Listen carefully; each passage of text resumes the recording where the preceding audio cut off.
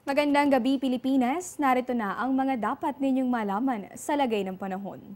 Bago po ang lahat, naglabas ng thunderstorm advisory ang Pag-asa. Sa abiso kanina nga 5:35 ng gabi, nakakaranas ng 1 hanggang sa 2 oras na pag-ulan itong Misamis Oriental, kasama rin itong Bukidnon, Lanao del Norte, Lanao del Sur, Agusan del Norte at Agusan del Sur. Pinag-iingat din sa mga pag-ulan itong mga nakatira dito sa may Davao del Norte, Davao del Sur, North Cotabato, Maguindanao, Sultan Kudarat at Zamboanga Peninsula.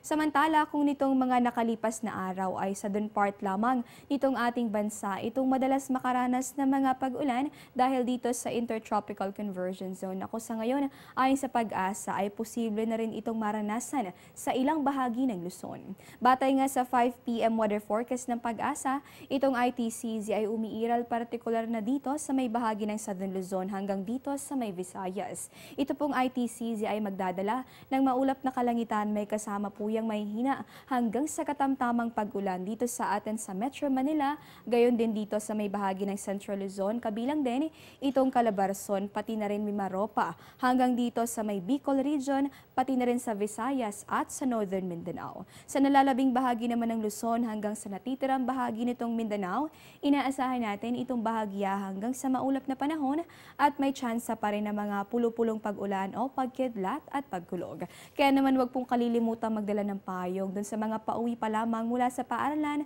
at pati yung mga papasok sa mga graveyard shifts sa trabaho. Diyan lamang po kayo, magbabalik pa kami matapos ang isang paalala. Teng, ang package. Ma'am, sabi ng Air 21 on the road na. Ano, Teng? Ang package. Ma'am, sabi ng Air 21 na receive na. Okay, very good. Basta padala, sagot ka ng Air 21. May real-time delivery updates via text para worry-free ka. Teng, ang package, napadala mo na? Yes, ma'am, sa Air 21. Sa Air 21, sagot ko, padala mo! Samantala, balak mo bang mag-jogging bukas sa UP Diliman at makiselfie sa mga sunflowers doon? Abangan ng sunrise, yan po ay sa ganap na 5:30 ng umaga at ang sunset naman pagtungtong po yan ng 6:29 ng gabi.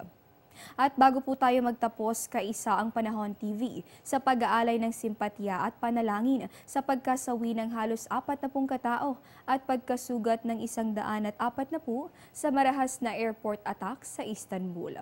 Naway isama natin sa ating mga panalangin at itong kapayapaan hindi lamang sa Turkey kundi maging sa buong bahagi ng mundo. At yan po muna ang latest mula rito sa Pag-asa DOST. Ito po ang Panahon TV kung saan walang pinipiling panahon ang pagbibigay impormasyon. Ako po si Desiree Jonio. Magandang gabi po sa inyong lahat.